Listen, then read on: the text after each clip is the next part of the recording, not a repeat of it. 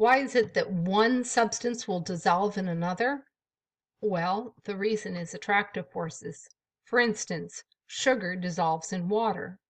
The reason that sugar dissolves in water is that sugar and water are attracted to each other, so they mix intimately.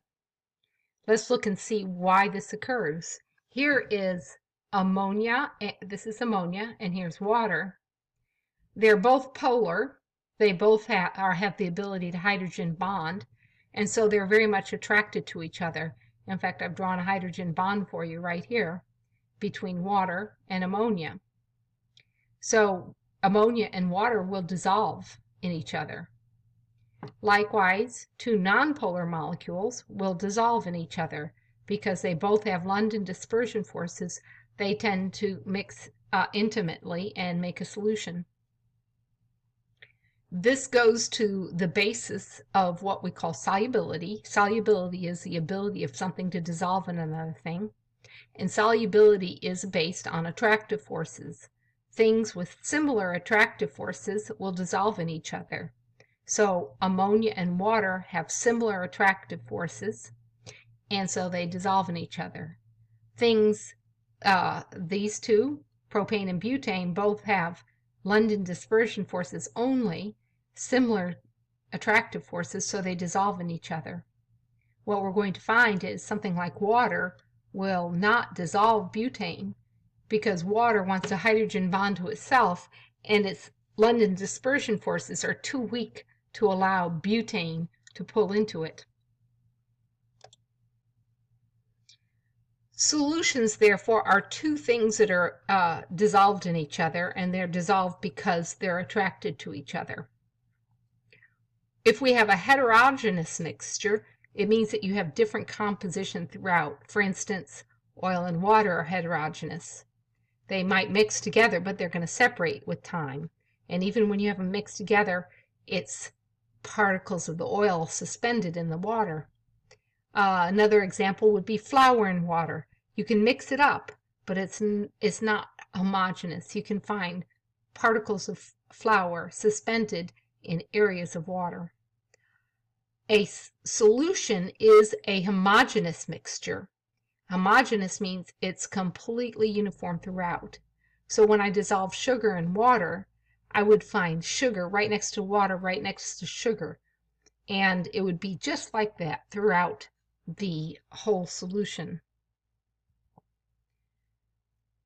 Solutions are transparent, meaning that you can shine light through them and see something on the other side. If I put my hand behind a Kool-Aid solution, it might be colored and distorted, but I can see that my hand is there. When you have a colloid, it has larger particles that reflect light, and so you can't see it. It's what we call opaque.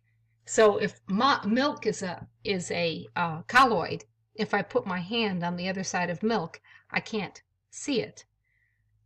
Fog is a colloid. That's why a thick fog, you can't see ahead, and it's very dangerous. It's because the light will not go through it without reflecting off the particles of water. In solutions, the thing that is present in the lesser amount is called the solute, and the thing that is present in the larger amount is called the solvent.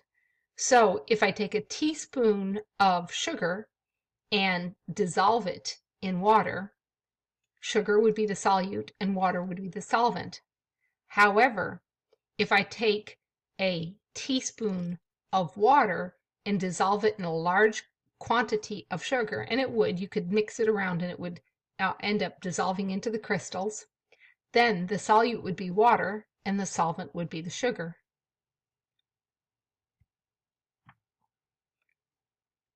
The rule in solubility is that like dissolves like. We saw that on the first slide when we showed polar molecules with similar attractive forces being able to dissolve. So this means that nonpolar compounds will dissolve nonpolar compounds. So oil and water, we say, won't mix, and the reason is oil is nonpolar and water is polar. So oil doesn't dissolve in water. But oil and gasoline are both nonpolar, so you can dissolve gasoline in oil. What happens with water and oil is that the attraction between the water molecules is so great, it pushes the oil out, which only weakly can be attracted to the water. So polar dissolves polar, and we talked about sugar dissolving in water earlier. Why can sugar dissolve in water? Because it's got all those hydroxyl groups on the sugar ring that are so polar they can be attracted to the water molecules. Notice they can hydrogen bond to the water molecules, and it's not even showing all the possible hydrogen bonds here. Ions will dissolve in polar solvents. Why? It is because ions are extremely polar. Extremely polar things will dissolve in polar solvents. What happens is the sodium will be crowded around by the negative oxygens of water, and the chlorines will be crowded around by the positive hydrogens of water. They make what's called a hydrate. And anything that is ionic is considered to be soluble in water. So metals with nonmetals, ammonium compounds, all will dissolve in water. And then we have compounds that are both nonpolar and polar at the same time. Here's an example of a fatty acid that is both polar and nonpolar. This part is very water soluble, and this part is not water soluble. What we actually will say is that this is hydrophilic and this part is hydrophobic. It has two parts. Soap is a fatty acid salt. There's a sodium with it also. Fatty acid salts are ionic on one end and a long nonpolar tail. So this part is very water soluble. It's so soluble that it dives into the water and it'll pull the tail along with it. So soap is drawn over here in this little cartoon image. This would be the ionic end, and here is the long hydrocarbon tail. This part wants to be in water. This part, water is going to try and push it out. So it pushes it out, it pushes them basically together. So all the tails start getting pushed together, and they end up forming this sphere called a micelle. All the nonpolar tails are in the center, and on the outside are the hydrogen ions. It forms a particle in the water. It's not dissolved. It's a colloid when this occurs. And that's why soapy water has like a cloudy appearance. So the positive end of water is attracted to the negative anion end. There's a sodium counterion, and it would be floating off in the water somewhere else. This is the micelle. There'd probably be a bunch of them all around here. Okay, what do micelles do?